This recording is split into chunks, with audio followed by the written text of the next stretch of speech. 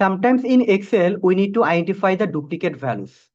But in real business scenario, identifying duplicates is not enough. We often need to highlight the repeated occurrences. I mean, for example, I have A. So I will ignore the first A to mark and I will highlight the second A and third A.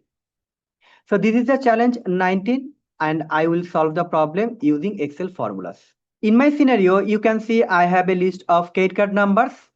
So let me help you understand the logic I will apply here. First, I will calculate the repeated occurrences. I mean, I will calculate how many times each value has appeared in this range. So the first value is 4409. So this is 1. Again, this is 4409. So this is 2. Again, this is 4409. This is 3. So I'll calculate the group serial number for each value. So to calculate the repeated occurrences, I will use the Countifs function. In the first argument, I will select this cell. If I press colon, you can see this cell will appear again. Now I will write comma.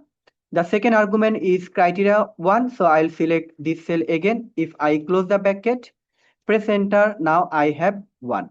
Now I will make my first cell absolute and I will keep it relative because I will expand the range. When I will go down, the range will become B3 to B4, again B3 to B5, B3 to B6. So to make it absolute, I will press F4. Now I will press enter.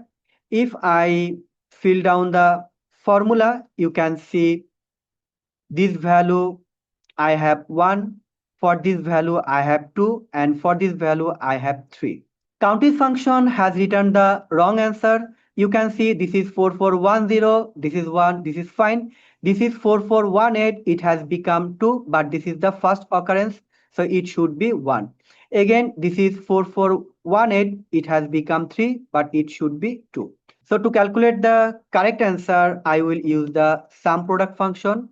I will apply the same logic. I will select this cell.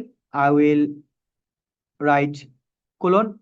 So the same cell will appear. I will use equal sign. I will select this cell again. I will make this cell absolute. I will close the bracket. As this will return true or false, so I have to convert true or false into a number. So I can do that in many ways. I will multiply by 1. I will close the bracket. I can also use the double minus sign. So I will press enter. Now I will fill down the formula. Now I have the correct answer. This is 1, this is 1, and this is 1. And this is 2. And again, this is 2 because this is the first occurrence and this is the second occurrence. Now I will copy the formula. I will select the range.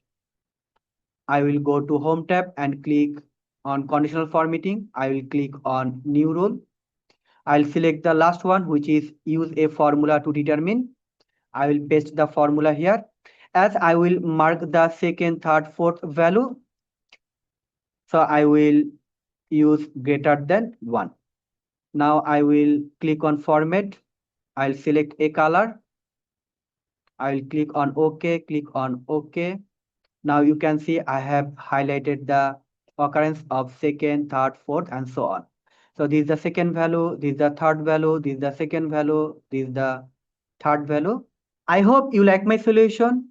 In the next video, I'll show you how to calculate the repeated occurrence number in Power Query.